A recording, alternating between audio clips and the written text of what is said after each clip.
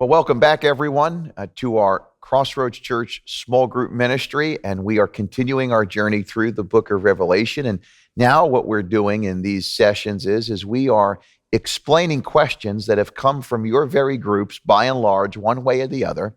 And we dealt with, in our first session together, the explanation of the identity of the woman from Revelation chapter 12. And we clearly said, and we stated it with supporting scriptures and facts, that indeed the woman of Revelation 12 is the nation Israel. Now, there's another important character that you want to note, not one that we might particularly care for or like, but it's the dragon of Revelation 12, and that is what session 2 is about. And so, just like session 1, in order to unpack it, we want to direct our attention and set our focus on the 12th chapter of Revelation. And we'll start in verse 3, we'll go to verse 4, and we'll also include parts of verse 9. This is what we read. It says, "And another sign appeared." So the first sign was the woman, and the woman is representative of Israel. Another sign, John says, appeared in heaven. "Behold, a great dragon with 7 heads and 10 horns, and on his heads 7 diadems." Verse 4, "His tail swept down 1/3 of the stars of heaven and cast them to the earth. And the dragon stood before the woman who was about to give birth, so that when she bore her child, he might devour it." Now, jumping to verse 9, the first part of it, it says, "And the great dragon was thrown down, that ancient serpent, who was called the devil and Satan." So in just reading chapter 12 right there, we have a good understanding of who the dragon is, but we have an objective for every one of these lessons, to answer the question, what's the explanation? And so the explanation here is very clear here in Revelation 12. The dragon is Satan. No drum roll needed, okay? The dragon is Satan. And that is directly referenced there in verse 9. And so it's important that you and I know that as we're explaining all of this, so you could explain maybe that to somebody else and you could memorize that the Bible labels him that way. Now, about the dragon, okay, we want to give you some very interesting facts here about the dragon. First of all, Israel, the woman, as we mentioned in our previous study, this is the woman, Israel's mortal enemy. This is the number one enemy here of Israel. And really, the devil, Satan, he has just a hatred for Israel. You must realize that.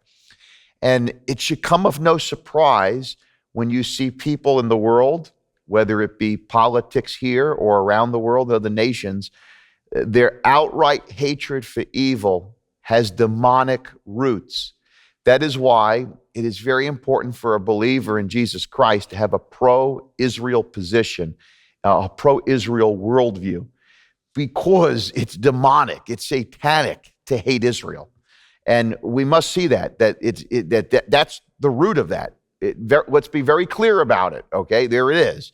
Now, another thing about the dragon, in addition to his hatred for Israel, is the dragon is referred to, Satan here, only in the book of Revelation. So that's exclusive to the book of Revelation, and that's important. I've mentioned before that the book of Revelation, again, it's a book unto itself, okay? It is the ultimate bookend of the Bible, and its description here of the devil being the dragon is limited here to this writing.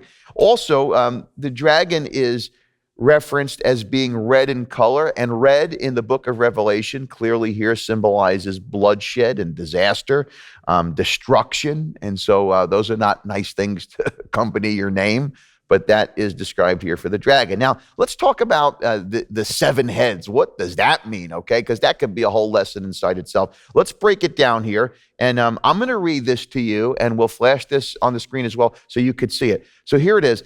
The 7 heads with 7 diadems, those are royal crowns, and they symbolize 7 consecutive world empires running their course under Satan's sinister leadership. And take notice of these empires: Egypt, Assyria, Babylon, Medo-Persia, Greece, Rome, and one day, the Antichrist's evil empire.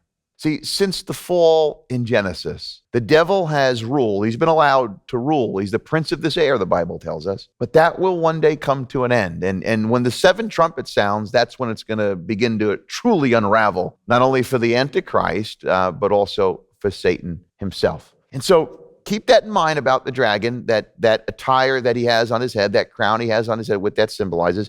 And those seven heads symbolize the seven empires, okay? Now, we know that there will be a transferring of power, and the Antichrist, Satan will really allow the Antichrist to rule whatever empires are in existence, the 10 empires that are in existence at the end of time, and they will foolishly throw in and coalesce around the Antichrist's leadership. But obviously that will come to an end too. Now, here's another fact about the dragon. The dragon's sweeping tail. You might go, what are you talking about? The dragon has a sweeping tail. What does that refer to? Well, the dragon's sweeping tail and the descending stars symbolize, going back now in time, to Satan's fall. You might remember that Satan fell from heaven.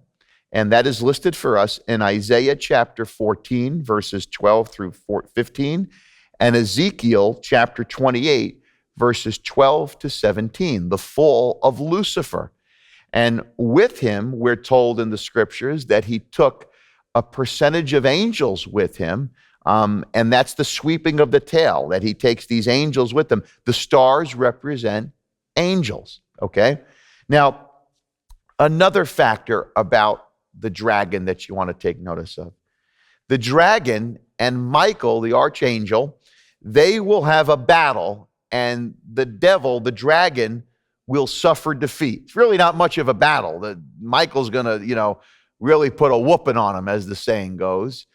And when will this take place, you might ask, okay? So let me back up. The fall of Lucifer, that's already happened. That's already taken place. Now, the dragon getting bounced out of heaven, essentially, that's going to happen midway at the tribulation. And Michael's going to throw him a beating and drop him out of heaven. Now, why is the devil allowed in heaven? Well, the Bible tells us that he's there day and night accusing the brethren. He's the accuser of the brethren.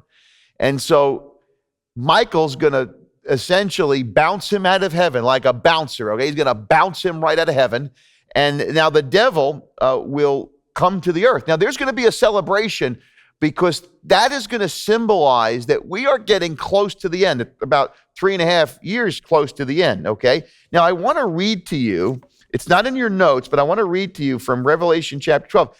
A celebration is going to ensue in heaven. Listen to what it says in Revelation 12:10.